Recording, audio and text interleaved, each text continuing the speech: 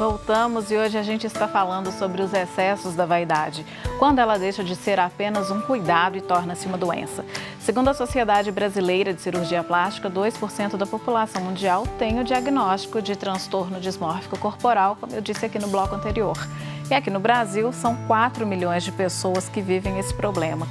E eu queria falar a respeito, então, dos riscos, porque quem passa por isso quer fazer o procedimento estético que traz riscos, né? Quais são esses riscos?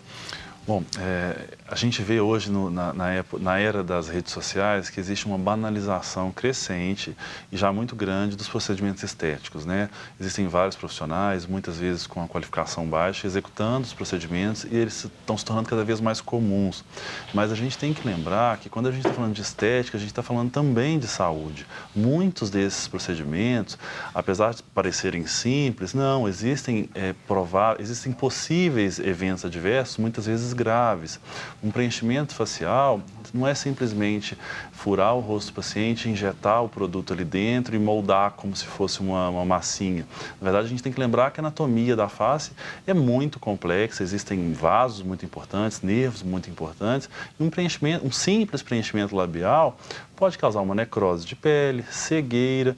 Então, isso tudo deve ser feito com muita cautela e com um profissional adequado que consiga realizar o procedimento sob máxima segurança e, quando acontecer o evento adverso, que é possível, saiba tratar de maneira precoce para evitar as consequências que muitas vezes são irreversíveis.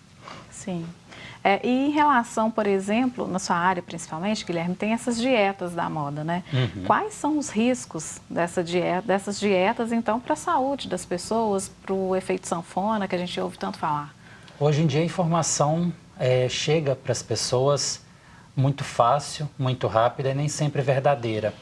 Então, as pessoas elas fazem estudos, têm acesso a alguma dieta que deu certo para uma pessoa, para alguém famoso que ela admira e ela vai optar por fazê-la. Você sempre vai emagrecer quando fizer uma restrição de alguma caloria. Comer menos vai emagrecer. Mas isso pode trazer um efeito negativo muito grande para o seu corpo. Pode perder músculo, pode levar a uma fraqueza, pode diminuir certa vitamina ou mineral. Então, isso vai ser ruim para o paciente. Tratar a individualidade do paciente é muito importante. Saber que aquilo ali é feito para você, até mesmo na questão do Lucas, do Dr. Lucas, que trata o paciente na sua individualidade.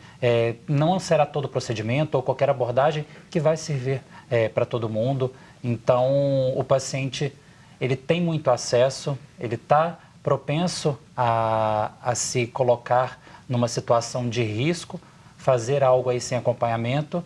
Então, o que eu falo é isso, é buscar um profissional adequado, se orientar e não fazer nada sem essa orientação.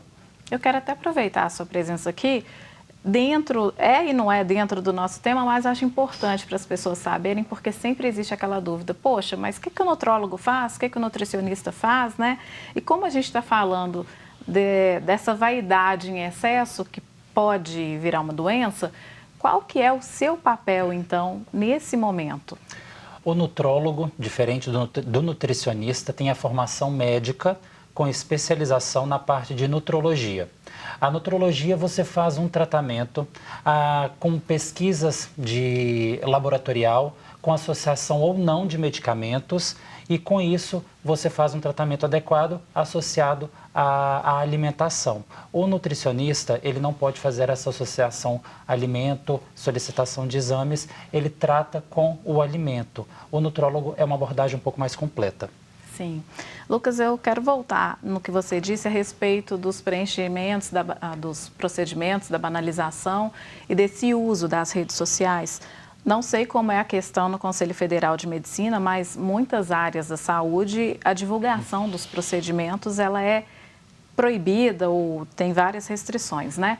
Como isso para vocês atua como um aliado? As redes sociais são aliadas ou acabam trazendo mais problemas para vocês na divulgação dessas técnicas, justamente porque as pessoas fazem isso de forma indevida, mostram tudo como se fosse uma coisa muito simples?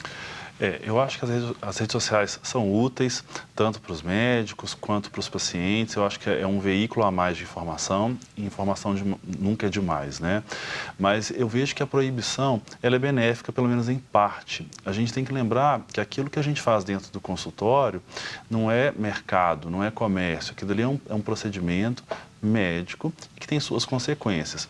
E a divulgação desses procedimentos nas redes sociais podem alimentar esses eventuais transtornos e muitas vezes podem prometer a determinados pacientes um resultado que ele jamais teria, mesmo porque muitas vezes não está indicado para ele. Então, essa veiculação com detalhes sobre os procedimentos estéticos, ao meu ver, é perniciosa. O paciente acaba absorvendo aquilo porque ele é leigo e acha que aquele resultado é possível para ele. E muitas vezes não é. O ser humano é individual, existem milhares de tipos de biotipos por aí e aquele paciente, obviamente, por não ter formação, não sabe diferenciar o que é bom, o que é ruim para ele. Então, eu acho que essa regulamentação do que pode e o que não pode ser veiculado em redes sociais, ela é benéfica e eu acho que o CRM e os outros órgãos de outras profissões devem ser bastante rigorosos e ortodoxos mesmo em suas medidas.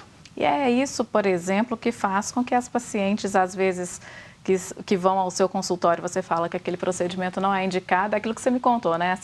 Só de você olhar a pessoa já sabe que ela vai procurar outro profissional. Às vezes, em decorrência disso.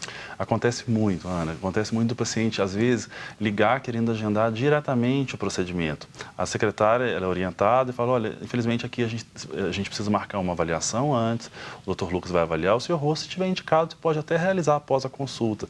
Mas muitos pacientes têm resistência. Não, mas eu quero marcar o tratamento. Uhum. E o que me faz pensar isso? Como que o paciente sabe o que é melhor para ele?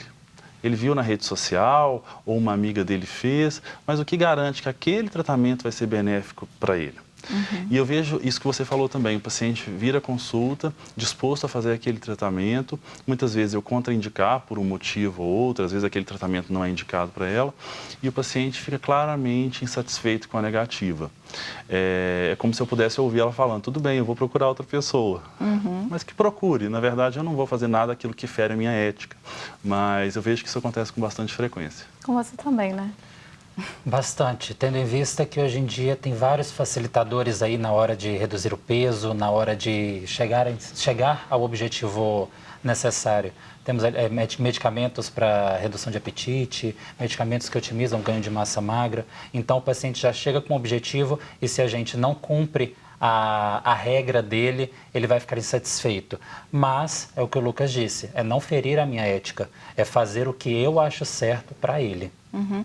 E muitos desses medicamentos hoje, eles já são possíveis de serem comprados assim no supermercado, numa farmácia, ou eles ainda têm uma venda mais restrita? Tem uma venda mais restrita. Ah, sim. Eles são mais controlados, antigamente não, mas por ter havido tantos efeitos colaterais, se tem uma regulamentação, se tem uma fiscalização maior de venda.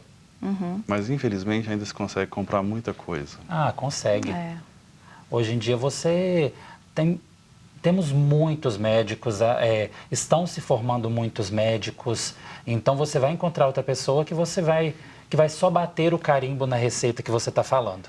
Então, você está tomando um medicamento que você só viu a parte positiva, mas é bom saber o que aquilo ali vai causar no seu corpo, o que pode trazer para você, e às vezes você está colocando mais em risco do que ajudando. E é o que faz com que muitas pessoas cheguem depois ao seu consultório, especialmente com restrições severas, né, completamente debilitados? Com certeza, aí são os pacientes que já pagaram o preço por essas escolhas. Então, eu recebo tanto o paciente que, em primeiro lugar, está buscando esse auxílio, essa questão de facilitadora para o objetivo dele, e recebo também as pessoas que já passaram por esse processo, por outros profissionais que optaram por isso e já estão fracos, já perderam músculo e estão realmente pagando aí um preço bem alto. É possível reverter? Com certeza. Eu falo que todos os pacientes com força de vontade e abordando da forma correta, você consegue reverter o quadro dele. Mas o tempo que você fica em consultório é muito pequeno. Então, o que ele vai fazer em casa, no trabalho, é 90% de todo o meu trabalho. Então, eu preciso do comprometimento do paciente para que a gente tenha sucesso. E aí me surgiu uma dúvida. O paciente que passa pela cirurgia bariátrica ou outros procedimentos para a redução de peso, como, por exemplo, balão, enfim, outros procedimentos também, essa pessoa, de alguma forma, ela tem uma tendência maior a ter esse tipo de transtorno? Ou não necessariamente? Não necessariamente. Não necessariamente. Ela, com certeza, tem uma tendência maior a reaver o peso, afinal de contas, ela tem obesidade, que é uma doença, mas não necessariamente desenvolver um transtorno. Não vejo dessa forma. Porque eu faço essa pergunta porque existe o ganho de peso em muitas dessas pessoas, novamente, né? E isso acontece por questões psiquiátricas, porque a pessoa mudou o corpo, mas a cabeça não mudou? Como que é isso? A cirurgia bariátrica, ela tem uma indicação muito específica para ser feita. E hoje em dia, ao meu ver, se tem uma banalização, as pessoas acham que podem fazer a cirurgia bariátrica sempre que estiverem acima do peso. E não é assim. Se você faz um acompanhamento multidisciplinar do paciente, você associa psicólogo, você associa várias áreas aí da saúde para que a pessoa ela se molde para passar por aquele procedimento, aí sim depois passar. Se você não muda a cabeça de uma pessoa e muda só os hábitos dela, com certeza aqueles hábitos retornarão os hábitos ruins e ela vai voltar com o peso. Ok. Então a gente vai fazer mais um intervalo e daqui a pouquinho a gente retoma o nosso assunto. Eu espero você no quarto e último bloco para a gente continuar conversando aqui sobre o transtorno dismórfico corporal. É rapidinho o nosso intervalo.